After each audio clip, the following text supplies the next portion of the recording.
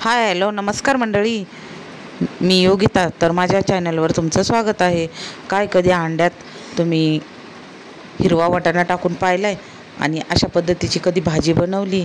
तर चला, अंड्यापासून आपल्याला एक छोटे छोटे क्यूब तयार करून बनवायचे आहे मसाला भाजी.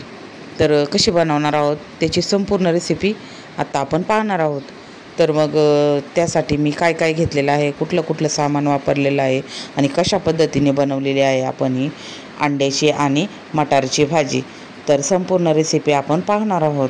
तोपर्यंत चॅनलवर नवीन असाल तर चॅनलला सबस्क्राईब करा, व्हिडिओ लाईक करा, छान छान कमेंट टाका, जेणेकरून अशाच नवनवीन छान छान रेसिपी तुमच्यासाठी घेऊन येणार आहे.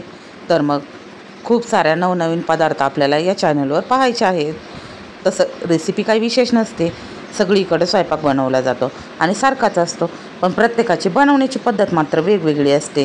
कोणी भाजी वेगवेगळ्या पद्धतीने बनवतं तर कोणी वेगळ्या पद्धतीने बनवलं. तर प्रत्येकाची एक वेगवेगळी स्टाईल असते.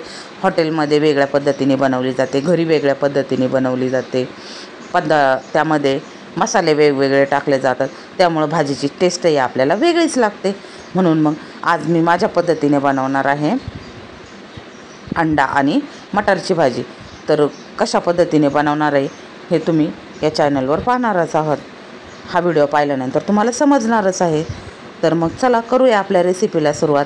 तर ही भाजी बनवण्यापूर्वी मी घेतलेले आहेत 2 अंडे फोडून घेतले. त्यात चवीपुरतं मीठ टाकलं आणि सगळं एकत्र चमच्याच्या साहाय्याने मिक्स करून घेतलं. त्यानंतर एका डब्यामध्ये ठेवलं आणि ते कढईमध्ये ठेवून वाफून घेणार आहे. तर हे अशा पद्धतीने मग ते वाफून घेतलं आणि त्याच्या थोडंसं थंड झालं की वड्या पाडून घ्यायच्या आहेत. वड्या पाडत असताना तुम्हाला हव्या त्या आकाराच्या तुम्ही वड्या पाडू शकतात, त्रिकोणी म्हणा किंवा चौकोनी म्हणा. तर मी अशा पद्धतीने या वड्या पाडून घेतलेल्या आहे. त्यानंतर एक चमचा तेल घेतलेला आहे, खडा मसाला आणि बारीक चिरलेला कांदा त्यामध्ये मी परतून घेतलेला आहे लालसर होईपर्यंत. लालसर झाल्यानंतर त्यामध्ये टाकलेला अद्रक लसूण पेस्ट आणि 4 मिरच्या टाकलेल्या आहेत. त्यानंतर रंग येण्यासाठी हळद टाकायची आहे आणि लाल तिखट, धना पावडर टाकून, गरम मसाला टाकून सगळं आपल्याला तेलामध्ये परतवून घ्यायचं आहे. तर हे अशा पद्धतीने परतून घेतल्यानंतर टॅमॅटोची प्युरी टाकलेली आहे चवीनुसार. 2 टॅमॅटो बारीक चिरून घेतले आणि त्याची प्युरी तयार करून घेतली आणि ती अशा पद्धतीने टाकलेली आहे. आणि तुम्हाला जेवढा रस्सा हवा आहे, जसं जाड पाहिजे, जसं पातळ पाहिजे भाजी, त्या पद्धतीने तुम्ही त्यामध्ये पाणी टाकू शकता. आणि त्यानंतर आपला हिरवा मटार तुम्ही त्यामध्ये शिजायला टाकू शकता आणि अंड्याच्या वड्या पाडलेल्या त्यामध्ये टाकून द्यायच्या. थोडीशी कोथिंबीर टाकायची आणि कसुरी मेथी टाकायची, त्यामुळे भाजीला टेस्ट एवढी भारी येते ना. तर तुम्ही अशा पद्धतीने नक्कीच भाजी करून पहा. तर मग काय, असेच नवनवीन छान छान रेसिपीज व्हिडिओ पाहण्यासाठी चॅनलला सबस्क्राईब करायचे, व्हिडिओ लाईक करायचे, छान छान कमेंट टाकायच्यात, जेणेकरून तुमच्यासाठी मी असेच नवनवीन छान छान रेसिपीज व्हिडिओ घेऊन येईन. तोपर्यंत मस्त राहा, स्वस्त खा, स्वतःची काळजी घ्या.